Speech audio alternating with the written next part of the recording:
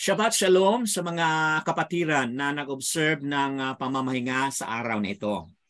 Kasi nga po magkaiba-iba pa ang ating araw ng pamamahinga. And of course, Shalom sa lahat na nag-observe ng Shabbat sa ibang araw din. Ang ating ngayong pag-usapan is we'll talk about this topic mga kapatid on parable of workers in the vineyard. So ito po yung ating topic for today. So parable nga, so ibig sabihin it is a story, okay? Parable is an earthly story but with a what? With a heavenly meaning or lesson po. So meron pong heavenly meaning, meron pong heavenly lesson po ang parable na ito na ating pag-usapan this morning. And this is weekly scriptural study po. And we are on series sa Matat Iyao po. So, nasa chapter 20 na po tayo ngayon. No? So, talagang medyo malayo-layo na rin ang ating naabot. So, live discussions with Q&A po ito. So, welcome to ask questions.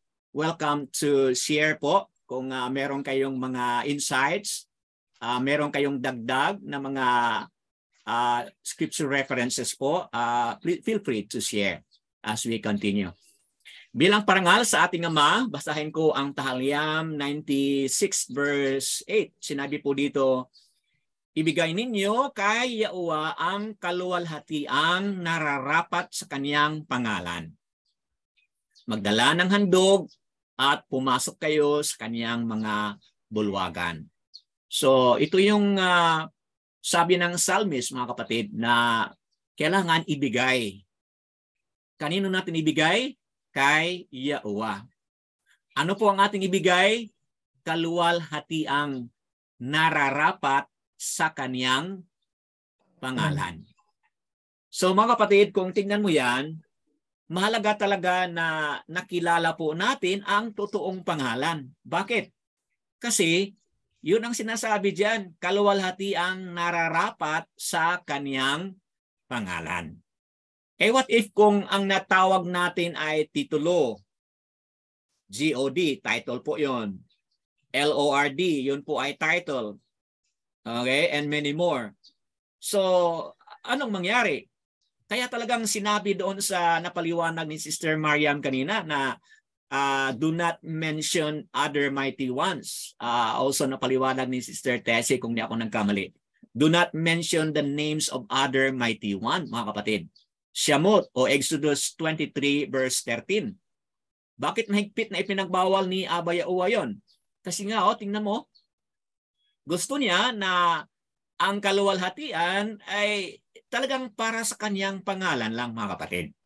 So, that being said, talagang I really encourage everyone na manunood dito sa Republish. Kilalanin niyo po. Kilalanin ninyo kung sino ba talaga ang totoong pangalan niya. Kung hindi pa ninyo natagpuan, ito po yung ating binabanggit lagi dito. Yahuwa, ito yung pangalan ng ating Ama. Na kapag ating basahin din in breakdown, Yad, He, Uwa, He, or pronounce it as Yahuwa. Yahuwa po ang pangalan ng ating Ama. Wala tayong duda kasi nga nandyan sa mga pangalan ng mga scriptural character po yung mga titik. Okay, nandyan po. So, we don't have any single doubts. Okay, even a dot of a doubt, wala tayong duda mga kapatid. Kasi nandyan po sa mga pangalan ng scriptural character. So, Yahuwa po ang ating Ama, ang kanyang pangalan, at siya po ang ating luwalhatiin lagi. Also with Yahusha, unang kapa, 1 Peter chapter 3 verse 14. Subalit magdusa man kayo ng sa katwiran, ay mapapalad kayo. Huwag kayong matakot sa kanilang pananakot ni mabahala. So, mga kapatid, sinasabi po ni Kapa, suffering for righteousness sake po. Ito po yung pinag-usapan dito. Kung tayo man po ay nagdusa, at tayo man po ay naghirap, sana po dahil sa katwiran. Sana po dahil sa righteousness po. If we are persecuted for the sake of righteousness, or kung tayo man ay naghirap dahil pinahirapan tayo dahil nga for the sake of righteousness, then anong sinabi po ni Kapa? Mapalad kayo, sabi po ni Kapa. Bakit tayo mapalad? Kasi nga mga kapatid, iyon po ang paraan na tayo ay makapasok po sa kaniyang kaharian. Ano pong sinabi ni Yahushua doon sa Matatyao 5:20? Unless your righteousness exceeds that of the scribes and Pharisees, you cannot enter the reign. Okay, you cannot enter the reign of Yahuwah. Matthew 5:20. So talagang mapalad tayo mga kapatid. If we are standing for righteousness, kahit na tayo ay magdusa, kahit na tayo ay mahirapan man o dadaan sa mga pagsubok dahil tayo'y tumayo para sa righteousness. Sabi po ni Kapa mga kapatid, tayo po ay mapalad. So, ayan, paano tayo maging mapalad? Ito mga kapatid, kilalanin natin si Yahushua. Kasi nga po, Yahushua, siya yung nagbuhos ng kanyang precious blood doon. And sa kanyang precious blood, mga kapatid, tayo po ay na-atone. Tayo po ay natubos. So therefore, having been atoned, mga kapatid, ngayon, makalakad na po tayo ayon sa kaniyang kalooban. Kasi nga, siya na po ang ating tagapagligtas. Yahu Shan Ayan. Na kapag ating bigkasin po yan, Yahushua. And when we say Yahushua, we are declaring Yahuwah saves, Yahuwah delivers po. So, ayan mga kapatid. Totoong pangalan yan, wala tayong duda. Bakit wala tayong duda? Kasi nga, Matatyao 1:27. And she shall bring forth a son, and thou shalt call his name Yahushua, for he shall save his people from their sin. Of course, kung tingnan mo yung scripture mo dyan, iba ang nakasulat. Pero sa ating pag-aral, ang totoong original na pangalan dyan talaga is Yahushua. Why? Kasi ang kahulugan, he shall save his people from their sin. So, ayan mga kapatid, Yahuwah po ang ama, Yahushua po ang anak, and sa pamamagitan ni Yahushua, tayo po ay maligtas. Continue with our short review sa nakaraang mga discussion po natin. Ito na po yung ating napag-usapan, movement to the tree or movement to Yahushua is going to be hung on a tree po. Chapter 19 hanggang sa chapter 25 po. Atong whole chunk of section mga kapatid. Tapos na tayo dito sa Yahushua's deeds, opposition, and discipleship. Brother, ongoing pa tayo dito sa part na yan. We're done with Road to Jerusalem o Jerusalem. Tapos na po tayo, Wealth and Kingdom Rewards. Last ito po ang ating na-discuss sa nakaraan. So ngayon mga kapatid, nasa Parable of Workers in the Vineyards. Chapter 20 po, verses 1 to 16. Sa susunod na linggo, third passion prediction and reign honor. So yan po ang ating titingnan sa susunod na linggo mga kapatid. Yahuwah willing po sa susunod na linggo. So we zoom in now on this passage, the parable of workers in the vineyard. Chapter 20, verses 1 to 16 po ang ating titingnan ngayon. So, kunting information lang po dito sa kanyang literary structure and literary form. This is closely connected to the previous verse. Okay? Anong naalala nyo dito sa 19 verse 30? The last shall be the First. first, and the first shall be the last. Okay? Usapan po natin yan. Bakit yan connected doon? Kasi nga ang ending pala natin dito mamaya is also the same statement po. Verse 16 of chapter 20 mamaya na the same statement po. The last shall be the first, and the first shall be the last. Thus, this parable centers on the concept of reward and Yahuwah's reversal of human concepts of pay or reward on the basis of Yahuwah's favor rather than human effort. The last shall be the first, and the first shall be the last. Is shown in the parable by having received equal reward. So, ayan mga kapatid, titingnan natin yan na yung mga workers doon sa vineyard, equal reward po ang kanilang natanggap. At siyempre, may mga nagreklamo doon. Sino kayo mga nagreklamo? Mamaya titingnan natin, no? Sino yung mga reklamador doon sa parable na ito. And of course, ito po yung outline. Okay. Hearing of the workers, setting and hiring of the vineyard, verse 1 po. And then first group hired for a denarius, verse 2 yan po. Second group hired on the 3rd hour, 3 to 4. And then another hired on the 6th to 9th hour, verse 5. And then final group hired at the 11th hour. So ilang mga grupo ito, no? So 1, 2, 3, 4. So 4 groups po ito mga kapatid, no? Iba't ibang oras, may iba't ibang grupo na hire po. So come to think about it. Sa presentation na yan, sino kayang grupo ang reklamador dito? Okay? So we will see that later on. And then the dispute over the equal pay. Okay? Simple naman, no? May dispute yan. Workers paid in reverse order.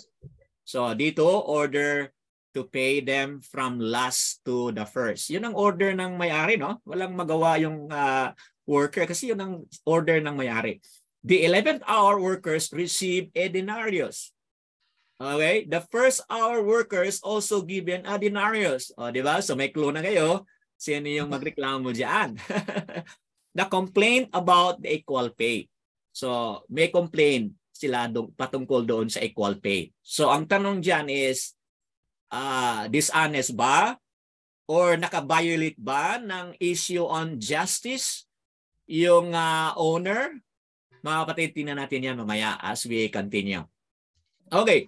The owner's reply, sabi niya sa verse 13, denarius was agreed upon. Meron palang agreement. Okay? It was the owner's desire to be favorable and merciful to all. Okay? Wala namang makahadlang sa kanya, no? Kung sino yung gusto niyang bigyan ng awa, bigyan ng favor, walang makahadlang. The owner is free to do what he wants. Okay? Walang makapigil kung gusto niya, pero ang problema lang dito is the evil of envy po. Yan po ang problem dito. And of course, ang conclusion din. Okay, so that being said, presented to you now the idea, the exegetical outline, the literary context. Now we are ready for the reading po. So tayo po ay magbasa ngayon. And then I welcome po kung sino yung gusto na would volunteer to read for our passage this morning po. Okay, sino po yung gustong mag-volunteer to read our passage today? Kindly unmute po and then read to us our scripture for today. Ako po. Go ahead, Sister Jeanette. Okay, so ito yan. Go ahead. Matthew 21:20 verse 1. Sapagkat ang kaharian ng langit ay tulad sa isang tao na pinuno ng sambahayan na maagang lumabas sa umaga upang umupa ng mga manggagawa para sa kanyang ubasan. 2. Matapos makipagkasundo sa mga manggagawa na isang denaryo sa isang araw ay kanyang isinugo sila sa kanyang ubasan. At paglabas niya ng ikatlong oras, nakita niya ang iba sa pamilihan na nakatayong walang ginagawa. At sinabi niya sa kanila, pumunta rin kayo sa ubasan at anumang nararapat ay ibibigay ko sa inyo. At pumunta sila. Paglabas niyang muli, nang malapit na ang ika-6 na oras at ika-9, gayon din ang ginawa niya. At nang malapit na ang ika-11 oras, lumabas siya at nakakita siya ng iba na nakatayo at sinabi niya sa kanila, bakit nakatayo kayo rito sa buong maghapon na walang ginagawa?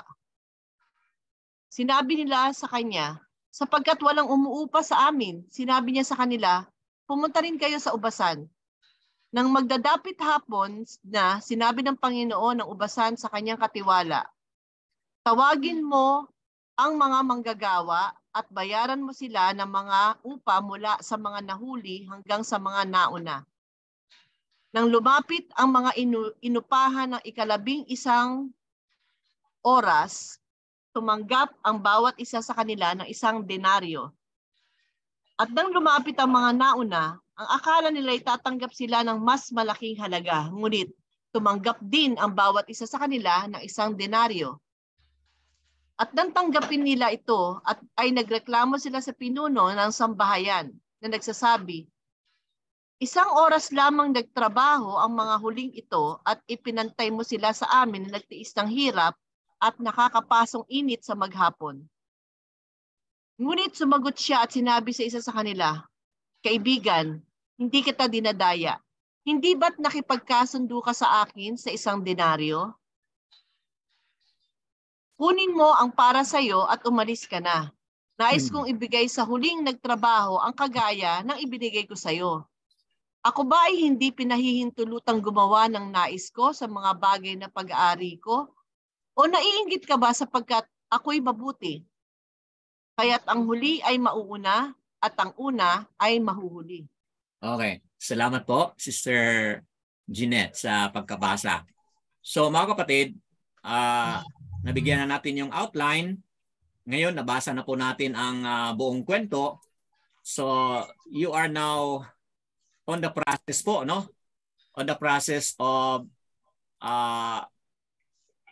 processing. You are now processing ideas batay sa ating nabasa at batay rin sa ating kunting mga paliwanag. So, I expect po na magkaroon tayo ng more livelier discussion as we continue po. So, una dito, the hiring of the workers. So, ayan ang nangyari.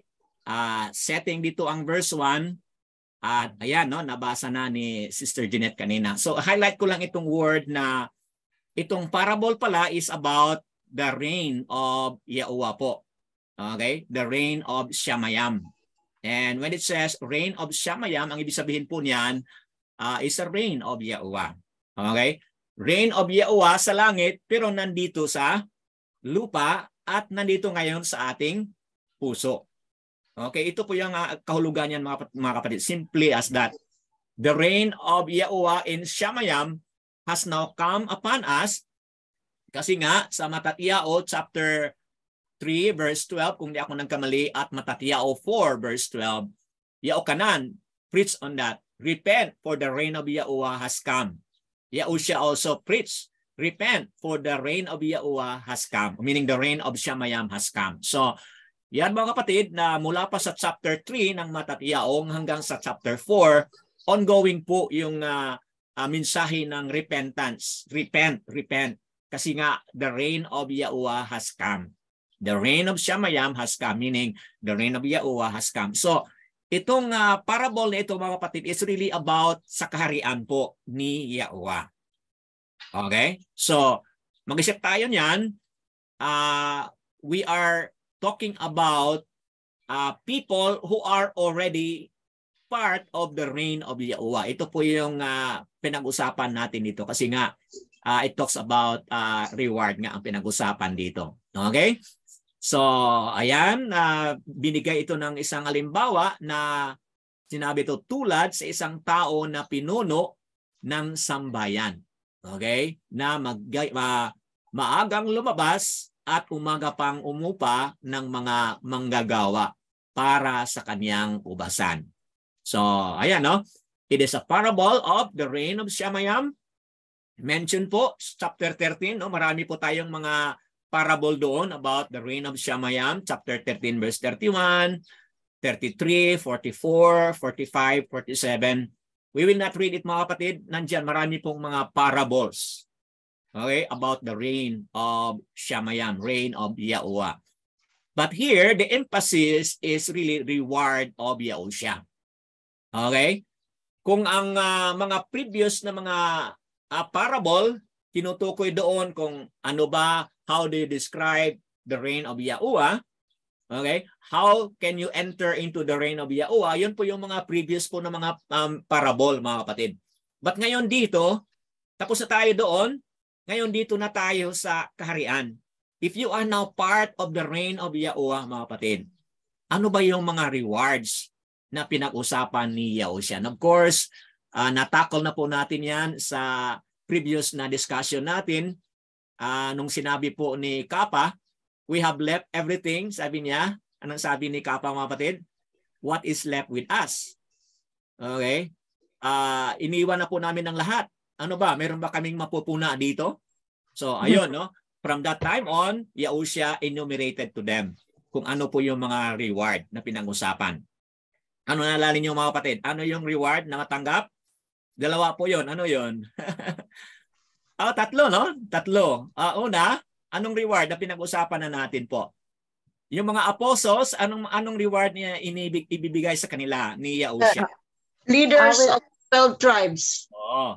12 apostles po, 12 disciples, which is eventually nagiging apostles, they will be leaders. They will be sitting on the throne, leading po the 12 tribes. Kaya hindi po maging pwedeng 13 yung apostle kasi nga 12 tribes lang man. So, kaya hindi pwede makapasok si Saul doon kasi nga hindi siya kasali talaga, mga kapatid. So, 12 lang talaga. So, kasi there are only 12 tribes. So, yun ang isang reward na pinag-usapan para sa mga directly sa mga disciples and later on apostles. Pero what about sa mga outside sa mga 12 apostles? Ano po yung mga reward na pinag-usapan?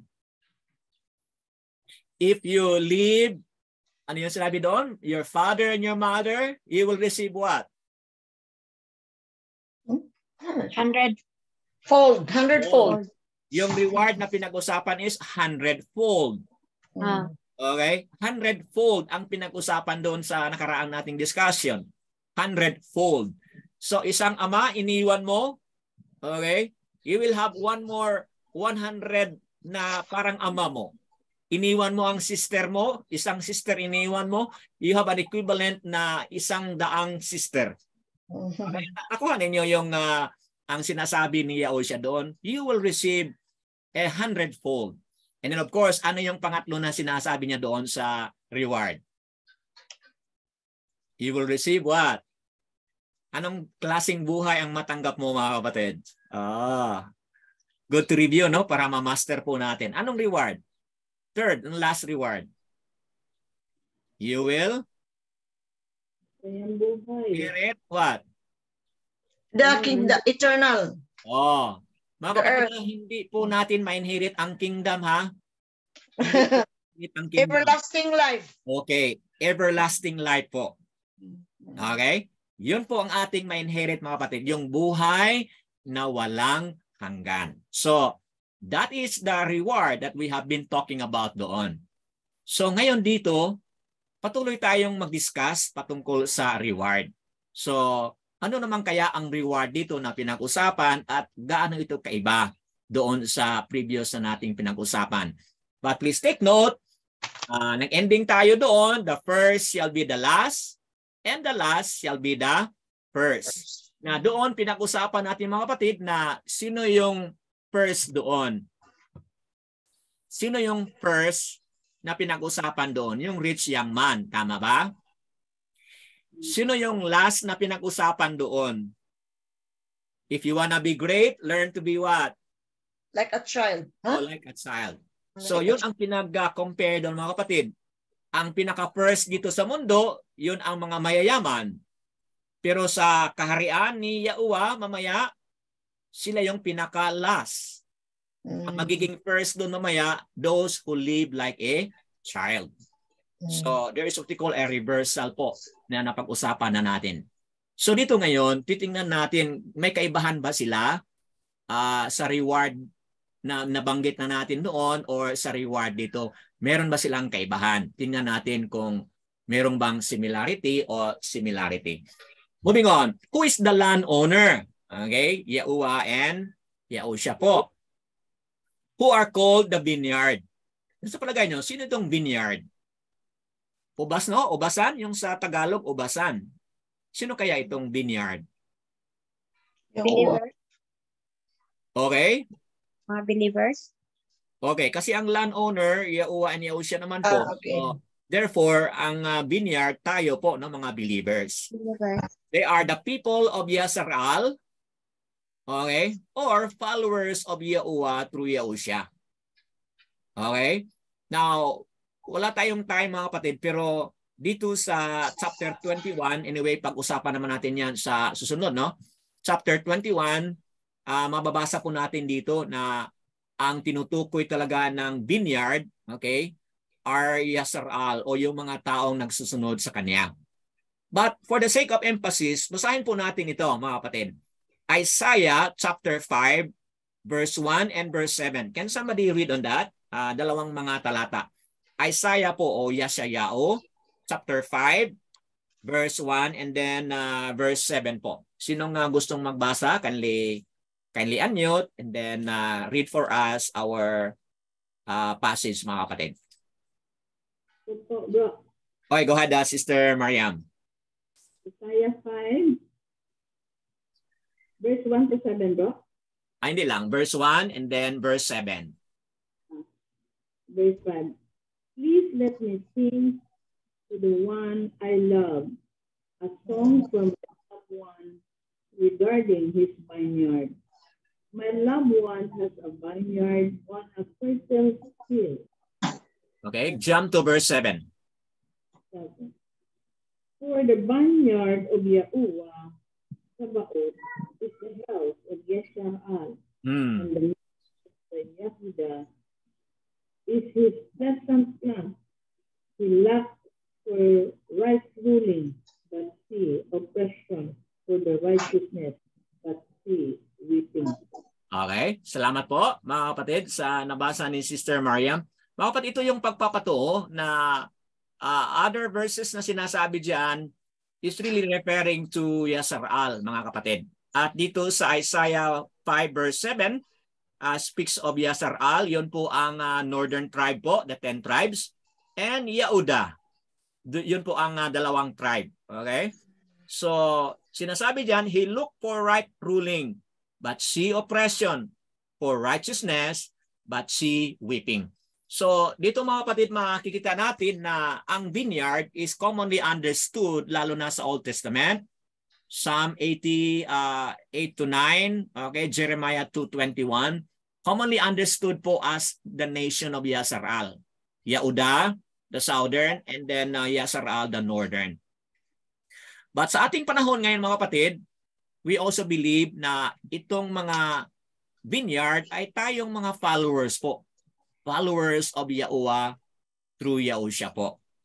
We call ourselves vineyard. Okay? Bakit ba? Saan natin makikita yan? Okay, anong naalala ninyo? Yahukanan 15 po. Diba? Anong sinabi diyan? Yahushua said, I am the vine, you are the branches. Branches. Okay? Yahukanan, John 15 po, 1 to 15. Nandiyan, malinaw yan na kung tayo ay sumusunod, kung tayo ay nag-abide sa kanyang mga salita, okay, tayo po ay part ng kanyang branch. And Yahushua po ang vine, tayo po ang kanyang branches. So, malinaw yan mga kapatid na if we are followers of Yahuwah and Yahushua now, and if we are abiding in the Torah, okay, in the words of Abba Yahuwah, then we are part of this vineyard mga kapatid. Okay? When harvest time, they used to work 12 hours in a day. Okay? It starts at sunrise. Okay? Bakit natin nasasabi na it starts at sunrise? Kasi tinamo itong ang nangyari dito sa parable. Sabi niya, lumabas sa umaga upang umupa. So, when you look at the English equivalent of that, went out at sunrise. Okay? Went out at sunrise, mga kapatid, ang nakasabi diyan sa verse 1. So, commonly understood sa Jewish concept dito is 12 hours in a day po. The first group hired for a denarius. Ito yung verse 2 po sa nabasa na kanina. Magkakasundo po sa mga manggagawa sa isang denarius sa isang araw. So, take note na may agreement na nangyari dito. They are going to work, okay? I-hire ko kayo. Agree ba kayo? You will work with me for 1 day and your salary is 1 denaryo po ang salary ninyo. Okay, pumayag naman. So, ayun ang first group, no? So, anong oras ito? Dahil nga 12 hours ang pinag-usapan dito, it starts with 6 a.m. po yung sunrise. 6 a.m. po, shortly after the sunrise. Okay? The second group hired at the 3rd hour. Sinabi, no? 3rd hour po. So, ano yung 3rd hour? Okay, tingnan natin, no? Paglabas niya ng 3 oras, nakita niya ang iba sa pamilihan na nakatayong walang ginagawa. Okay, verse 4, at sinabi niya sa kanila, pumunta rin kayo sa ubasan at anumang nararapat ay ibibigay ko sa inyo. At pumunta sila. Okay, so yan ang nangyari, no? On the 3rd hour. So ano itong 3rd hour, mga kapatid? 3rd hour is about 9 a.m. Okay, so kung naalala ninyong namatay si Yahushua, mga kapatid, no? Book of Mark also narrated it based on hour. Okay?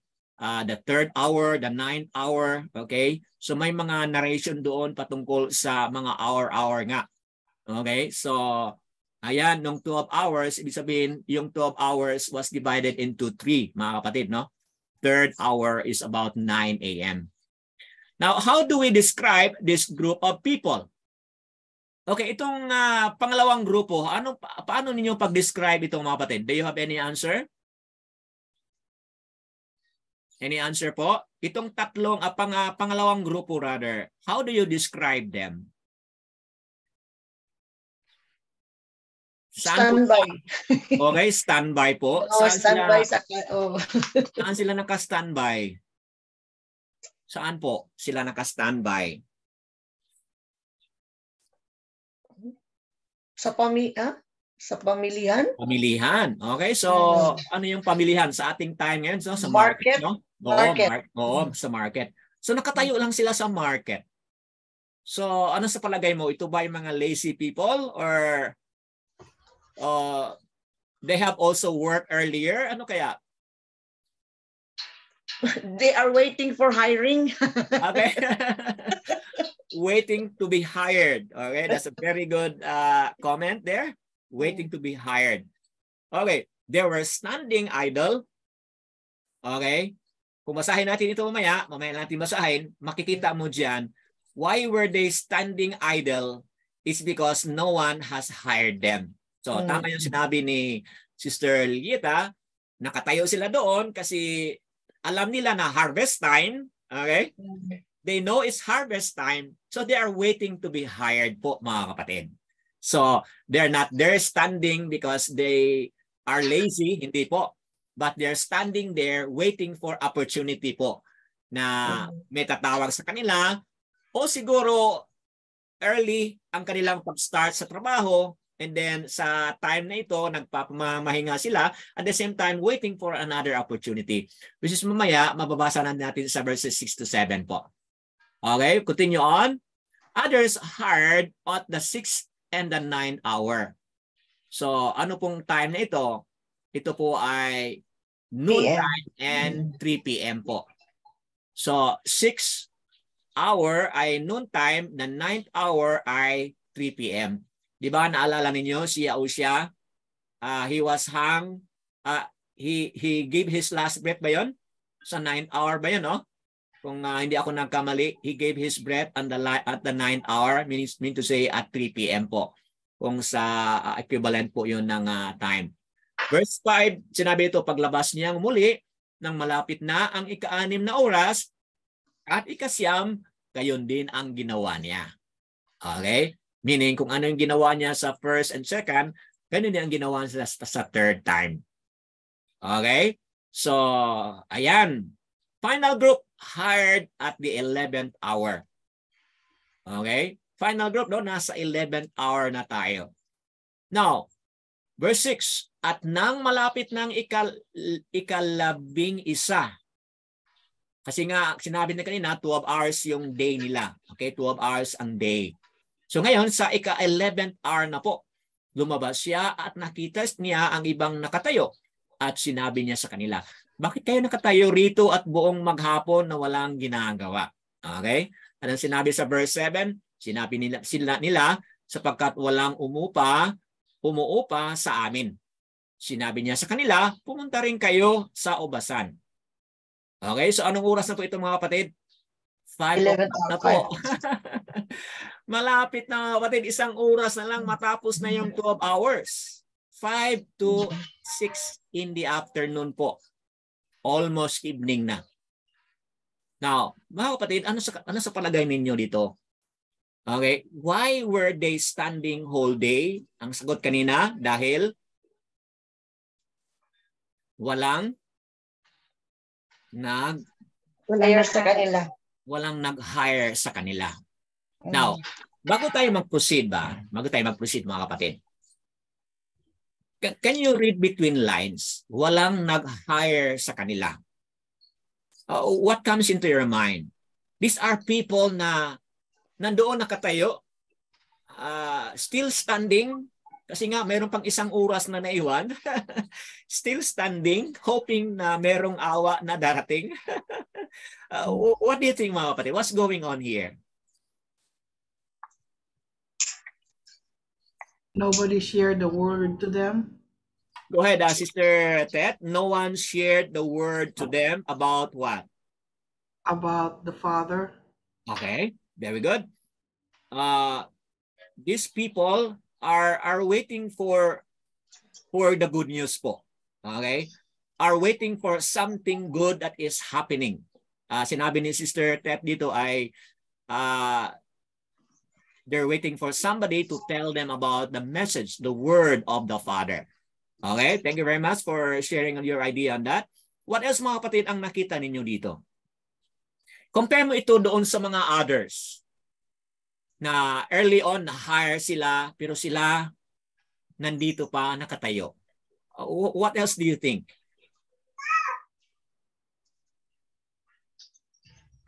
Baka namimili sila ng work. Okay. Sister Tessie is saying kasi nga namimili sila ng work. Pero meron ng objection, Sister Tessie. Bakit ako merong objection? Kasi nung sinabihan sila, you work there also. Napansin mo na nung sinabi niya pumunta kayo sa ubasan. Sa kwento, siyempre wala tayong nabasa dito na nag-object sila. Wala. So kaya I agree what you're saying pero I'm not agreeing completely kasi dito nung invited sila po, hindi naman po sila nagtanggi. Or hindi naman po sila nagtanong.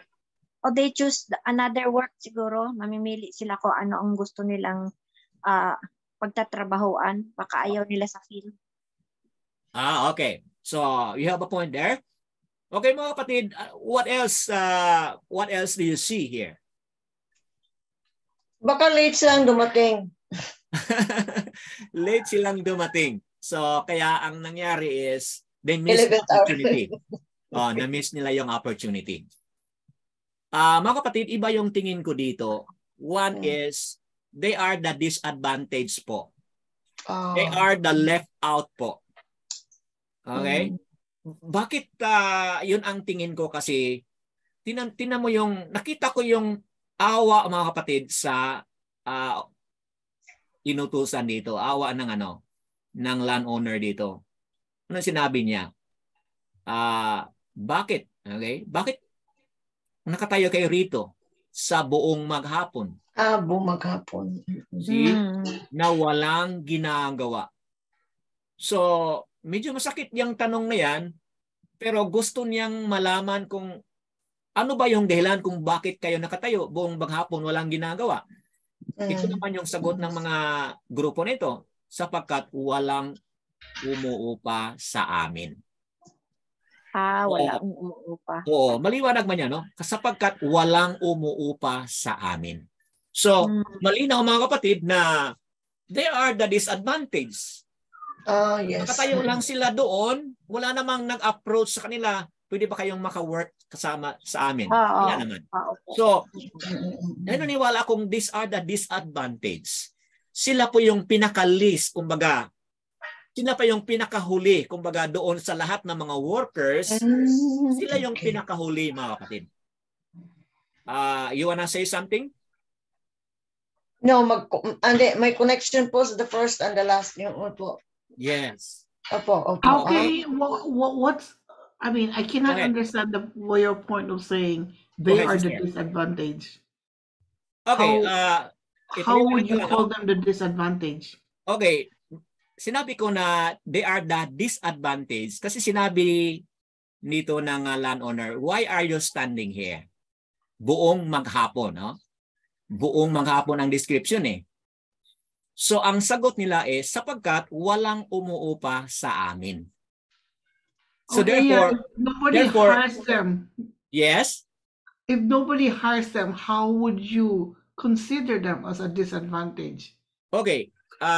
My answer is yung mga nauuna, malamang they are the, I don't know, wala namang binanggit diyan na they are the strong and the healthy, wala namang binanggit diyan. But in terms of hiring, kumbaga, di ba may mga qualifications sa pag-hire, di ba? So, bakit sila naiiwan? Perhaps because meron silang mga incapabilities o siguro ang kanilang stature sa kanilang katawan, whatever. Pero of course, hindi naman binanggit, no? Pero nakikita ko na bakit na-hire na ang iba pero sila hindi pa. So there must be something na inadequate kaya siguro sa kanila, if I would say. Okay? So, ayan ang explanation ko. Kung meron pang explanation ng iba, you can also add some more. Anybody would like to add? Or you have a different idea? Wala akong problema. I think, Brother Dan, the description, I think the right word is they are less qualified. That's why they are the last. Pwede. They are the last qualified. So they were the less qualified. Okay. Okay, so ano yung sinasabi ni Sister Lilieta is less qualified. Ano yung word ginamit mo, Sister Jeanette? Less qualified. Okay, less qualified. Okay. So, hindi natin kasi alam kasi wala namang detail dito. Halimbawa, wala namang sinabi diyan na PWD ba or sickly ang kanilang katawan. And so, wala namang sinabi diyan. No? So, we are trying to, shall we say, we are trying to draw some implications based dito sa statement na buong araw silang nakatayo tapos hindi naman po sila na-hire. Okay? At nasa 11th hour na po. So, kumbaga, yung iba nag-enjoy na sa kanilang work pero sila nandoon pa at naghihintay pa.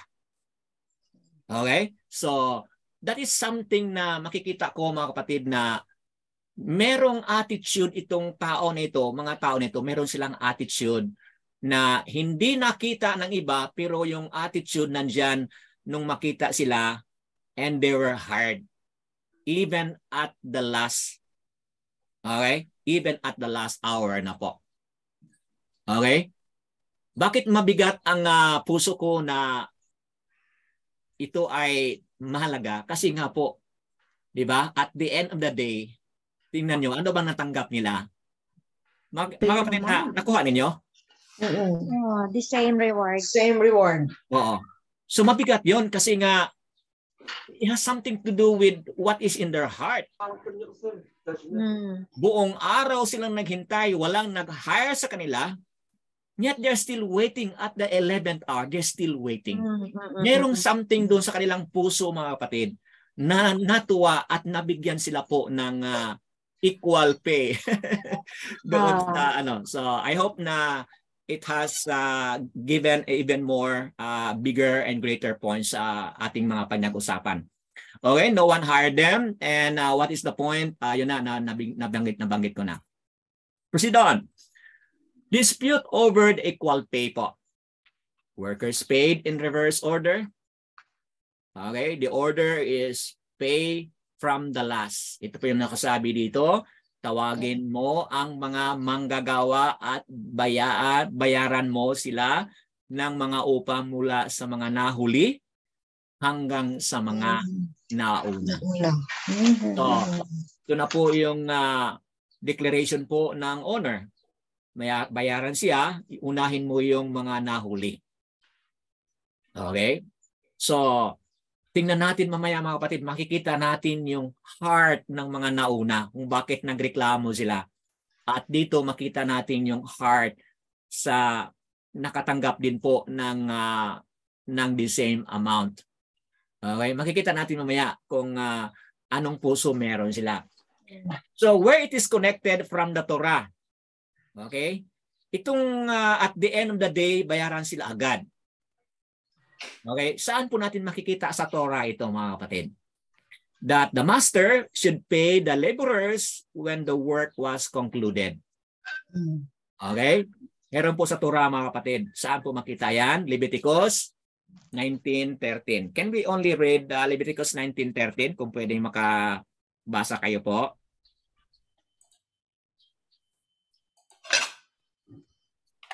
Anybody can read that? Leviticus 19:13. 19:13. Yes. Do not defraud or rob your neighbor. Do not hold back the wages of a hired worker overnight. So hindi pwedeng bukas na lang wala akong pera, bukas na lang ako magbigay. Hindi pwede pala yan. Okay? So Deuteronomy 24:15, ganun din ang idea. So this idea from the parable is really taken also from the Torah po.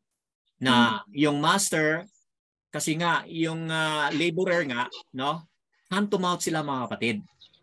So ibig sabihin, kapag i-delay pa yon at hindi ibigay yung sahod, paano na lang yon, di ba? Wala na silang pagkain. So it is a very rude on the part ng master na sabihin niya, bukas na lang. Okay? Hindi pwede yon. According to the Torah, at the end of the day, bayaran siya. Kasi nga mahirap siya at kailangan niya yung pera para makabili ng at least pagkain man lamang. Okay? Now, forward-looking po tayo sa Revelation 12:22, 14 and 12 and 14 po. Ano nakasabi sa Revelation mga kapatid? Did it talks about reward po mga kapatid, ang Revelation 22?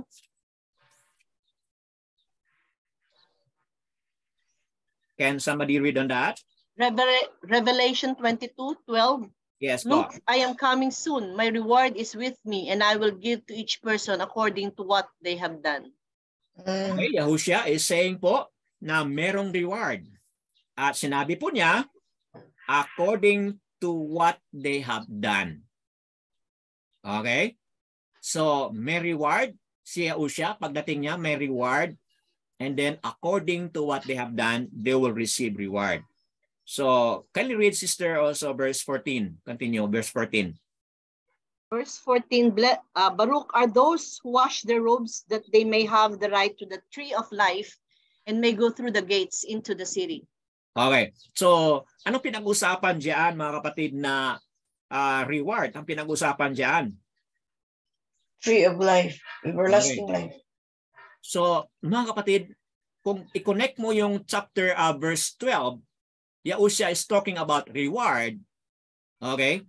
Dito mo maintindihan na ang reward na pinag-usapan niya pala are those who obey His commands. Okay? Okay, those who obey His commands po, they will enjoy the tree of life po and enter through the gates into the city.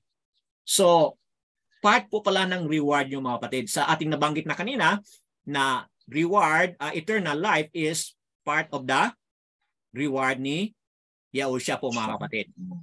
Okay? So, my reward is with me. He is referring to reward that you will enjoy the tree of life. You will also enjoy eternal life with Him. Okay? So, ayan mga kapatid, no? May mga connection din po pala sa reward. Okay? Not only sa ating time ngayon, but mostly sa hinaharap nating reward with Yahushua. The first group were aware that they have been paid equally. Thus, they complained eventually. Bakit kaya mga kapatid na ganito yung nangyari? I mean, unfairness. Bakit nalaman agad ng first group?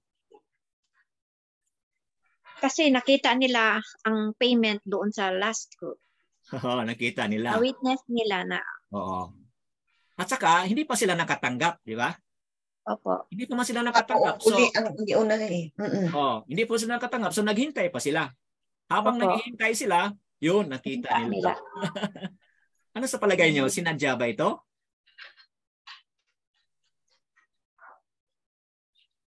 Okay? Sinadya ba kaya ito? Based on the story, oo, may purpose po yun. Okay, may purpose po yun. Okay? So, ayun, eventually, they complain. Okay? Ito sa punto nito, the 11th hour workers given a denarius. Okay, nakatanggap din po sila. Nang lumapit ang mga inupahan ng ikalabing isang oras, tumanggap ang bawat isa sa kanila ng isang denaryo. Okay? The last group only had 1 hour but received the same equal pay with the first group. Okay? Now, the first hour worker also given denaryo. Verse 10 po. Okay? Sinabi dito, at nang lumapit ang mga nauna, akala nila'y tumanggap sila ng mas malaking halaga. Ngunit tumanggap din sila ng bawat isa sa kanila ay isang denaryo. Oh, what is the expectation nito mga kapatid? What is the issue going on here? Expectation number of versus hours. What? Expectation versus what? Truth. Truth. Okay. Expectation versus the truth. Real thing. Ano ba? Okay. Expectation versus reality. Okay. So, what's the reality going on here? Gusto nila na bakit silang magreklamo? First hour workers. Bakit sila magreklamo mga kapatid? Anong in-expect? They have done long work or compared. They have served 12 hours po. Samantalang itong ikalabing isang oras, only 1 hour ang kanilang trabaho. Sila buong araw, okay? They are being exposed to the heat of the sun buong araw, pero yet same amount. The same amount ang natanggap nila. They were expecting na may mga extra. Kasi nga nung nakita nila 1 denaryo sa kanila, dapat meron silang extra. Kasi nga yun ang kanilang expectation mga kapatid. Okay, let me ask you this question. Is that a common reality, common reaction ng tao po mga kapatid? Yes. Yes. Very, very common. Especially sa workplace. Yeah. That's a very common. Okay, lalo na sa kanang yung magtanggap na ng mga bonuses ng end of December, no? Mag-compare na yan sila. Ilang natanggap mo? And so on and so forth. Bakit ito lang sa akin? Okay? So, may mga ganon na mga reality mga kapatid. So, this story is not only, it's not only true sa atin ngayon but also true sa kanilang panahon noon. Okay? And it will also be true when Yahushua will give reward already. Okay? If you belong to the first group, will you also complain? Yeah, possible. Possibility. Of course. Yes, Sister Ted. Go ahead, Sister Ted. That's unfair. Oh, yes. Okay. Unfair naman. Okay. Kahit kunting na lang, no? Kahit kunting kung tawag niyan, kung sa kahit konting disparity. Yes. Disparity ng pera. Kahit konting difference pera or ng reward.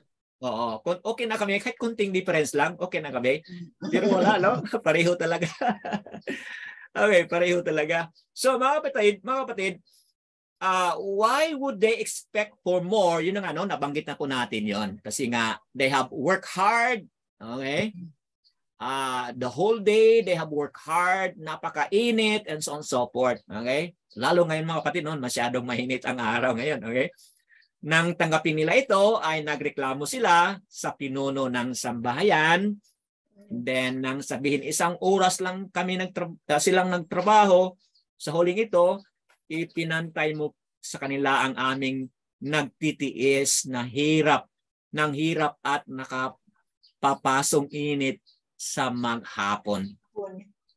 So, if we put it in the context today, mga kapatid, no, nasa farm halimbawa, buong araw, init, grabe yung pawis mo, grabe talaga. Tapos at the end of the day, yung pumasok ng 5 o'clock, o 4 o'clock, no, kasi magtapos tayo ng 5 o'clock, no? Yung pumasok ng 4 o'clock sa trabaho, pagtapos ng 5 o'clock, the same ang sahod. Di ba? Talagang normally, human as we are, we would complain po, mga kapatid. Okay? So, my next question is, sa atin ngayon, we would say na valid ang complaint natin. Pero sa kwento, mga kapatid, sa kwento, based tayo sa kwento, ha? Are their complaint valid based on the parable? No. Okay. The answer is a big no. Based dito sa parable. Bakit kaya? It is a picture of Yasser-al complaining in the wilderness. Okay? Pwede nating mabasa ito on our own. Numbers 14, verse 2, verse 27, at verse 36 po. Pwede nating mabasa yan on our own. Yasser-al were complaining in the wilderness. Talagang complain sila against Moses, Masya, complain sila against Aharon, and of course, they complain against Yahuwah po, mga kapatid. Okay? Dahil doon nagalit po si Abba Yahuwah. At hindi sila nakapasok po sa kaharian dahil sa kanilang issue on complaining. So, may picture po yun doon, no? Merong allusion or shall we say, meron siyang connection po doon. Was the owner guilty of unjust pay? I don't think so. Kanina, sinabi natin na valid, hindi valid ang kanilang complaint. Dito ngayon, was the owner guilty of unjust pay? Siyempre hindi. No. Okay? Hindi po.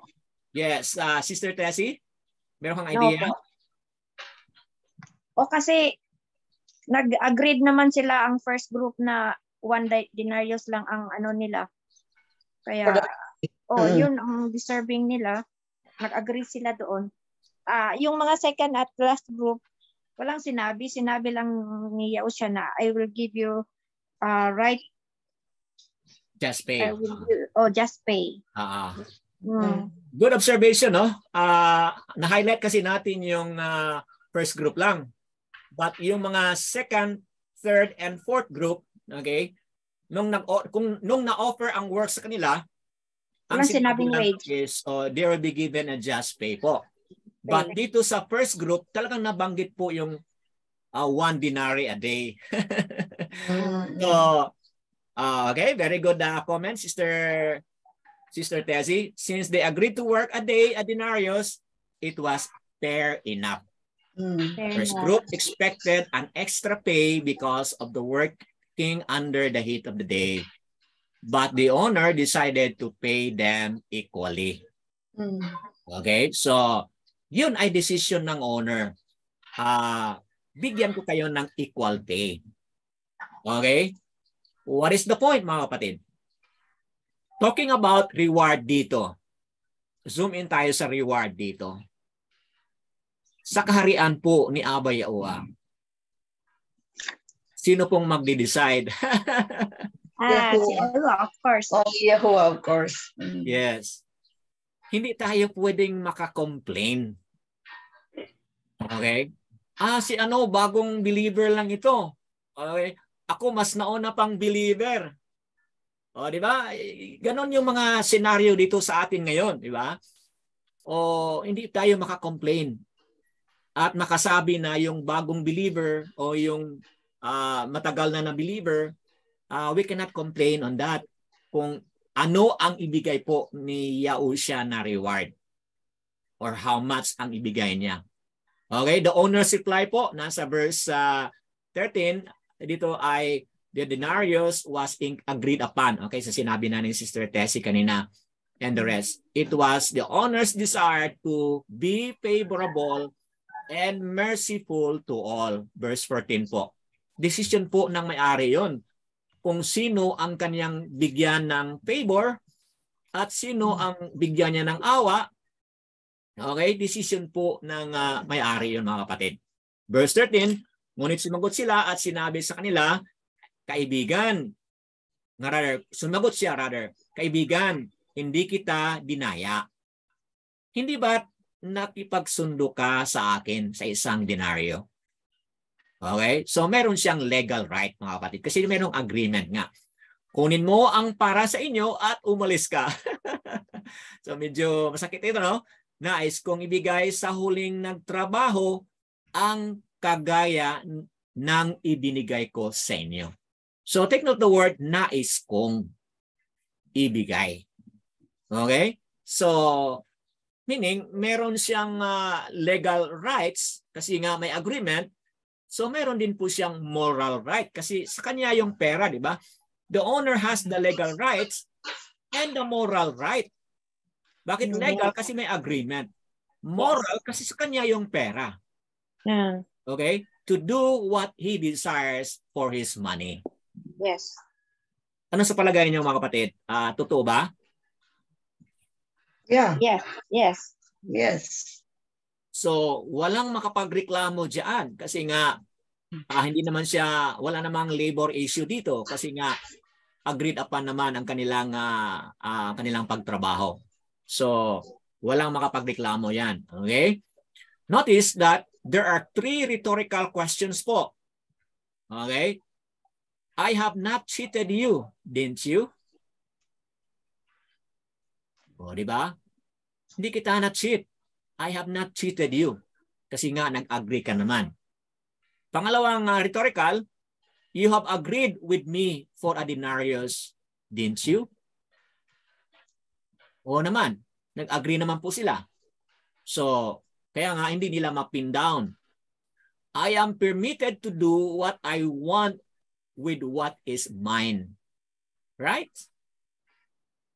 Kasi nga, kung ano yung sa kanya yun. So, he is allowed, he is permitted to do what he wants because sa kanya yung pera na yan. So, itong mga tatlong rhetorical questions, all boils down na walang ginawang unjust itong owner. Wala siyang ginawang unjust po. Lahat ang ginawa niya ay tama naman po. Okay? So, the owner is free to do his what he wants. Okay? And then, sinabi diyan, ang problema pala as yung envy nga, no? Envy yung problem dito. Ako ba ay hindi pinahintulutang gumawa ng nais ko sa mga bagay na pang-ari ko? Oh, sabi niya, nainggit ka ba sapagkat ako'y mabuti? Mga kapatid, what is it, mga kapatid? What is it? What is in the heart of this first group of people? Envy. Greed. So, greed. Okay, tama. So mga kapatid, nandiyan, no? It boils down to what is really inside. At dito, talagang pinapakita ng mga may-ari na talagang mabuti po siya. He is good. Dahil pinakita niya yung good, merong isa dito, yung grupo na ito, they are envious rather, of the goodness shown by the owner. Verse 16, kaya sinabi dito, kaya't ang huli ay mauuna at ang una ay mahuhuli. So, kung doon sa nakaraang discussion po natin, referring to the rich young man, yun ang nauna, di ba? Doon sa living like little children, yun ang mga sumusunod ni Yahusha, sila ang pinakahuli, di ba? Dito sa mundo. Yung mga rich young man, Yun ang representation ng mga mayayaman, mga affluent, yung mga sikat, and so on and so forth, sa mata ng mundo po. But, sa kaharian po ni Yahuwah, last. sila po yung pinakalas. Ang pinakauna po itong mga namumuhay katulad ng mga bata. Okay? Dito ngayon, sa ating parable, yung mga nag-work ng 12 hours, sila yung nauna, pero yung mga nahuli, nag-work lang ng 1 hour, sila yung mauuna. Yung nag-work ng 12 hours, sila po yung mahuli. Okay? So, nakita ninyo yung similarity dito sa kwento na yan. If he wants to show mercy and favor on these rewards, no one can complain against him because he is good. So what is the problem with the first group po, mga kapatid? Okay? Evil eye po. Yung kanilang envy. Evil eye is the key here. Okay? Nabanggit na ninyo kanina, itong mga word na ito, no? Self-centered, greedy. Okay? Yung mga behavior po nila is self-centered sila, greedy and jealousy and anger. In contrast to the goodness of Yahuwah po. Okay? Mga kapatid, meron akong struggle dito. Please help me po, no, resolve this. Kasi nga, we're talking about reward dito, mga kapatid. So in my mind, when we talk about reward in the reign of Yahuwah, yung lahat ng mga nakapasok doon sa kanyang kaharian, wala nang issue on evil eye, wala nang issue on self-centered behavior, jealousy, and anger. Okay? So, we are talking here of receiving reward na po doon sa kanyang kaharian. Bakit may nakapasok doon na meron pa rin itong ganitong mga klaseng, mga kapatid, yun ang struggle ko. I have to be honest with you po. Baka may sagot po kayo. I-discuss po natin dito. Ito yung struggle ko when as I study this. Kasi paulit-ulit kong binasa, sabi ko, paano natin ma-resolve ito? Kasi giving of rewards na po ito eh. Okay? So sa giving of rewards na yan, expected ko na wala na itong itong mga evil eye, self-centered behavior, jealousy, anger. Expected ko, mga kapatid, na during sa giving of reward, wala na ito. Pero bakit nandito pa? In contrast to the goodness of Yahuwah. Could it be, mga kapatid, na this reward na pinag-usapan dito is at the present pa ito? Ongoing pa ngayon? And then, okay? Could it be? Please help me, no? Kasi nag-struggle ako, mga kapatid. Could it be na itong reward na pinag-usapan dito is ongoing now, pero hihintayin pa yung nasa final? Bro. Okay, and any thought? You're getting my struggle here, mga kapatid. Yes. Any answer or any interaction po? Can we give some interaction po? Kasi wala akong sagot, mga kapatid. Bro. Go ahead, Sister Mariam. Sa ngayon, bro, kagaya ng sinabi noon sa Matatiao, 7:21 to 20 until 23. Ngayon, bro, kahit nagtawag ka ng pangalan, at saka, kasi time of restoration pa ngayon, bro, wala pang perfect na tao dito sa mundo. Okay. Kaya nga, bro, hindi natin maiwasan kahit tumawag na sila sa pangalan ni Yahuwah. At saka, sa lang, sa side kong lang, bro, kasi minsan yung iba tawag lang sa pangalan, pero hindi sila naglakad sa sa righteousness, bro. Okay. Minsan yun lang sa lang nila, sa sa set lang nila na study, parang gano'n na, may mga lashes, may mga ano na sila. Minsan maipataas yung ano nila, yung level sa pag-study na minsan hindi yun ka aya-aya sa harap diya uwa. Okay. Sister Maria has a point here, mga kapatid, na we are on the period of restoration. Hindi porke dahil tumawag na ng pangalan, nag-reflect na po yung character, nag-reflect na po yung mga katuruan ni Yahuwah sa kanilang buhay. Good point, Sister Mariam. Anybody else would like to share a thought or a verse about this matter that I have presented to you?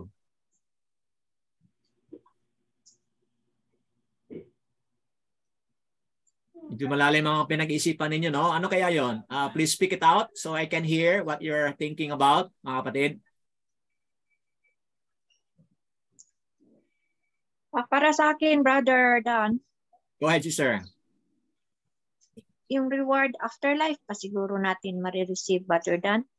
Kasi doon sa Revelation, the book will be open, the book of life will be open. So sino yung mga written, ang mga names na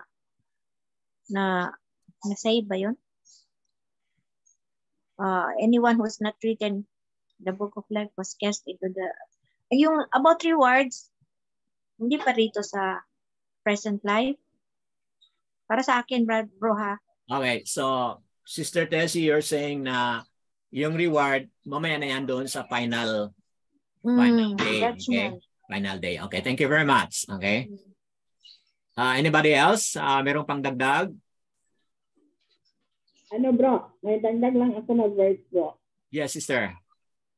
Kasi sa Matthew 7, 21 to 23, ang sabi dito, not everyone who says to me, Master, Master, shall enter into the reign of the Shamayam, but he who is doing the desires of my Father in the Shamayam. Many shall say to me, in that year, Master, Master, have you not prophesied in your name, and cast out demons in your name, and done many mighty works in your name? And then I shall declare to them, I never know you. Depart from me, you who work lawlessness. Okay po. So, you're saying that Hindi lahat. Hindi lahat. Okay, hindi lahat na tumatawag nga. Okay. Shall enter into the reign, only those who do the will of Yahuwah. Okay, thank you very much. I see your point there. Meron pa bang gustong mag-share dito sa concern ito? Yes. Additional lang, Brother Dan. Okay. May narinig ako sa mga previous kong conversations sa Cretan pa or kahit ngayon na ang reward daw natin sa as being righteous ay yung rulership daw. May about something rulership na yung mga righteous daw na yung faithful sa about obedience and being may faith kay Yahushua ay magro-rule sa afterlife or maging ruler daw tayo. Yun ang narinig ko kaya nag-research pa ako about dito. How true is this rulership? Sige. Kasi ang rulership na pinag-usapan natin sa nakaraang linggo, binigay doon sa 12 apostles or 12 yes, 12 apostles. So, sige, that's something na pwede nating pag-aralan kung pwede ba yan, applicable ba yan sa atin. Okay, good question there and a good challenge as well. Meron pa bang magdagdag? Sa akin, bro, yung special favor ay kay Yahuwah, which He gives to whom He pleases, and it is His own grace and not the merits of men. So parang may mga choices siya na yung kanyang favor ay ibinibigay based on the faith, the repentance, yung obedience ng puso, na binibigay din natin. So parang nobody can question kung sino yung mauuna or sino yung mahuhuli or sino talaga yung bibigyan niya. So, ang lang dito is kung ano talaga yung pagsunod natin, no matter kung ano talaga yung kinakailangan nating sundin at buo sa puso natin ang pagsunod sa kanyang mga salita. Hindi natin kinakailangan ang maging pinaka main objective natin is makapunta tayo sa kingdom. Kumbaga, dahil mahal natin siya at naniniwala tayo sa kanyang mga turo at kanyang mga aral. So yung reward is parang ano na lang yun eh. Yun yung you know what I mean? Yung parang bang if we will perform things and we will do acts that we think pleases Yahuwah, parang ang ginagawa mo yun because you are eyeing for something. Diba? Parang yun ang pinaka main mo objective mo. For in fact, talagang dapat sa puso mo dahil mahal mo siya talaga. Dahil gusto mo maging perfect sa kanya. Okay. So yun lang. Yes, I'd like to highlight yung sinasabi mo na yung intention ng puso. Okay? Totoo naman, no? Kasi we are doing many good works. We are obeying this and that. Okay? Kasi nga, we are after all the reward, which is not, it should not be. Okay? Kasi kung yun ang ating after lang tayo sa mga reward, mapareho tayo dito sa first group. Okay? But instead, kung ano yung inoto sa atin, gawin natin with all our heart, then bahala na si Abba Yahuwah kung ano yung ibibigay niya sa atin. Yada Yahuwah. Yes. Hallelujah. Okay. Puri ng Ama. Okay. Somebody else is saying? I hear a voice. Wanna say something more?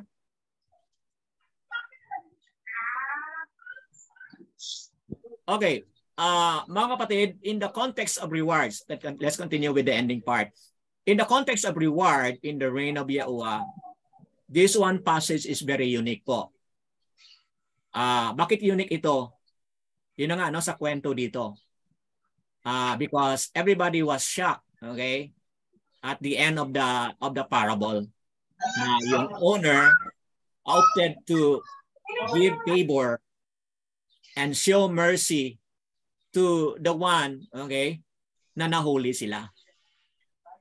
Mga kapatid, di ba, binanggit ko kanina, na yung pinakahuli, they are the disadvantaged. They are the least. Okay? Among the workers, they are the least po. Okay?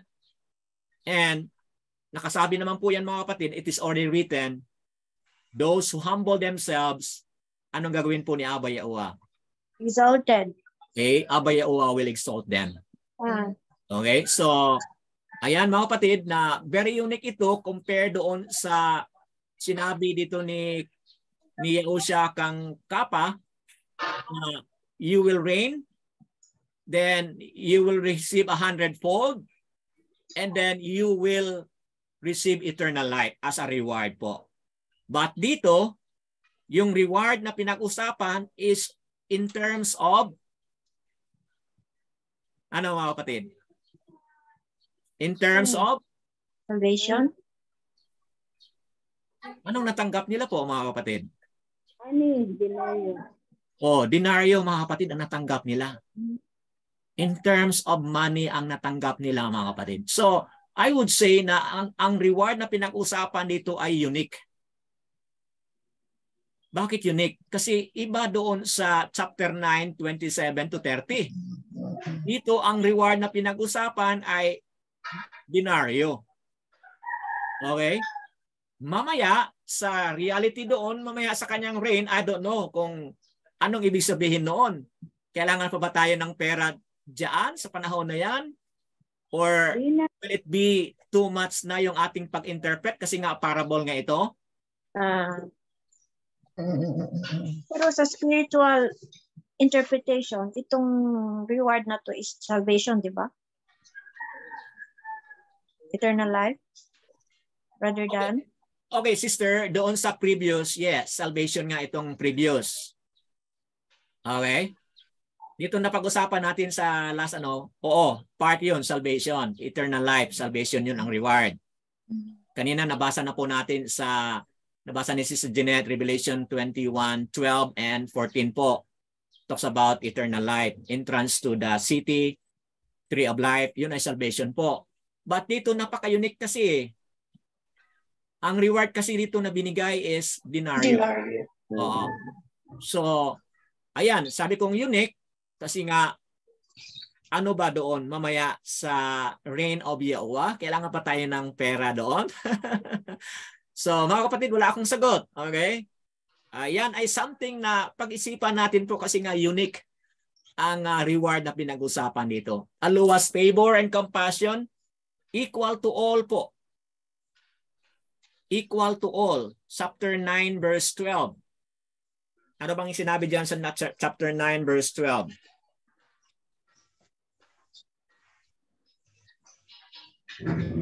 Chapter 9 verse 12 po, Matthew.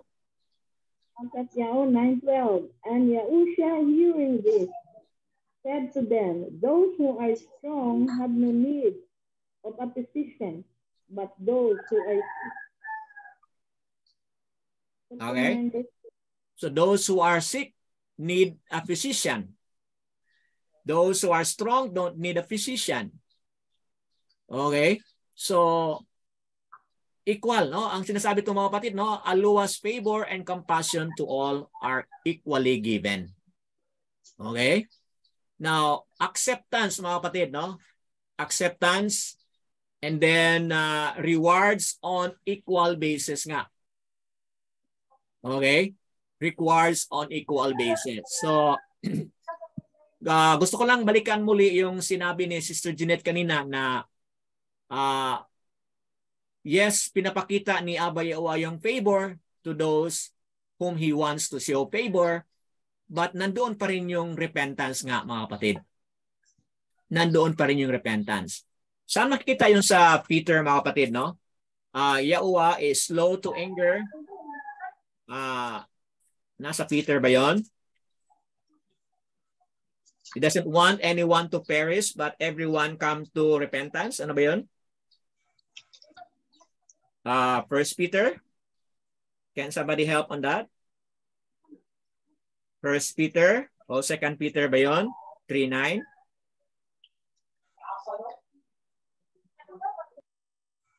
Doesn't want all to perish but come to repentance. Saan makikita po yun? Repentance.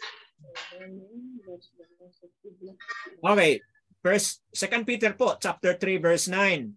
Yahuwah is not slow in regard to the promise. 2 Peter po, chapter 3, verse 9. As some count slowness, but is patient toward us, not wanting that anyone should perish, but that all should come to repentance. So, mahalaga mga kapatid na, well, there is what we call favor, pero yung repentance po is still part of it, mga kapatid, para makatanggap tayo ng favor. Okay? So, James chapter 1 verse 12, ang pinag-usapan dito po ay anong reward ang pinag-usapan dito ni James? Crown of righteousness po. Okay? James said, crown of righteousness ay isa sa mga reward nito. Okay, so favor, acceptance of everyone. Everyone can be a part of the reign. Okay, yan po, acceptance of everyone. Wala pong barrier na inilagay po ni Abba Yahuwah. Tax collector man, sinner man, o anybody. Pwede silang maging bahagi po sa reign ni Abba Yahuwah. Okay? And then reward, yes, reward nga is given on an equal basis. So, bakit equal basis? Kasi nga, Abba Yahuwah yung may alam. At siya yung mag-determine. At hindi tayo pwede makakomplain. So, that being said, meron ba kayong mga message na nakuha ngayon? Meron ba kayong mga katanungan na dapat sagutin pa? Things that you need to wrestle with. Nasabi ko na sa inyo, I wrestle with some issues here. I don't have any answer to all these questions. I also wrestle with some issues, but I still also on process of knowing the truth and knowing the answer. Okay, any comments? Can you unmute and then say some comments mga kapatid kung meron po kayong comments? Meron po lang nag-chat dito, no? Okay, less qualified ang kanina. Okay mga kapatid, bago tayo mag-end, meron bang is there anybody who would like to make some sharing from the word today? Brother Joandro, if you have something there, kindly unmute and then share. Brother Daniel? Sinong mauna? Okay. Brother Joandro, go ahead. Sila naman na mo. Siya muna po. Okay, Sister Cheryl, ikaw daw mauna. Ladies first muna daw. Go ahead, sister.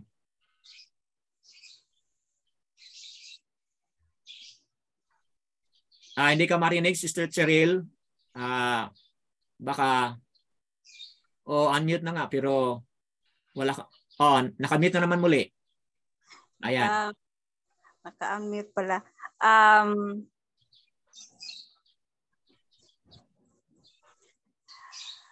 Go ahead. Comment.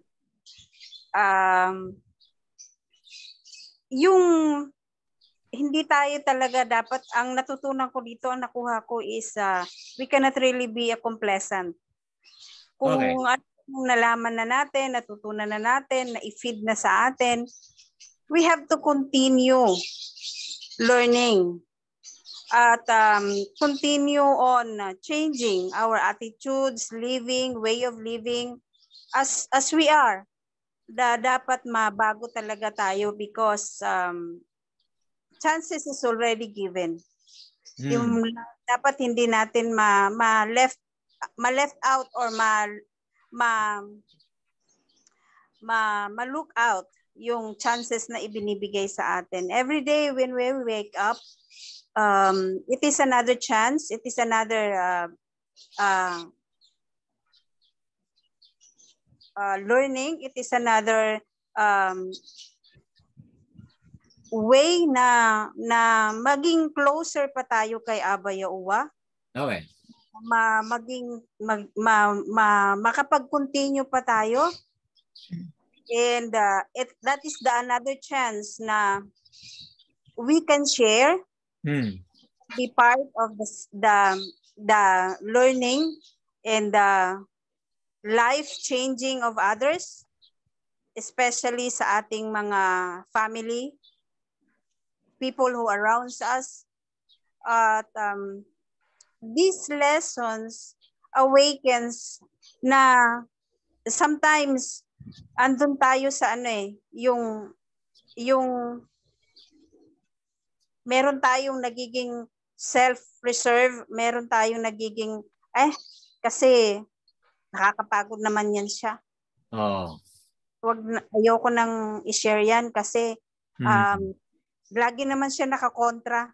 Ayoko nang share kasi lagi naman siyang wala naman siyang time. Ayoko na siyang i-share kasi iba na paniniwala niya. So this lesson give us the mindset na yung mga nahuhuli, yung mga nag-wait, yung mga naandoon na nag-wait, pero they are also put na matuto, mashiran, makapagtrabaho din. That is the lesson that occurs to me na hindi po talaga tayo dapat maging complacent. Na dahil sa marunong na tayo is we are all learned at equipped. Okay. Wow, napakagandang explanation po 'yon and very good application po sa ating buhay.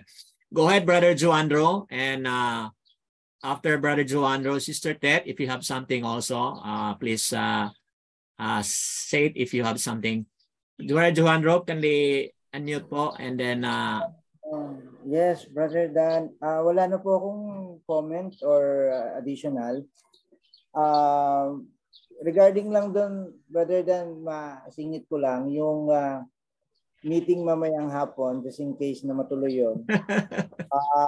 Pwedeng after this meeting, mahiram ko yung minuto ninyo just to, to prepare lang din sa discussion. Okay. May lang po ako. Yun lang po, Brother Dan. Okay, so okay ka na doon sa ating discussion. Okay, we will discuss afterwards. Okay. Sister Tet, okay. Sister Tet, you have something? Brother Desmond, Sister Lilieta, if you have something else? No. I'm okay.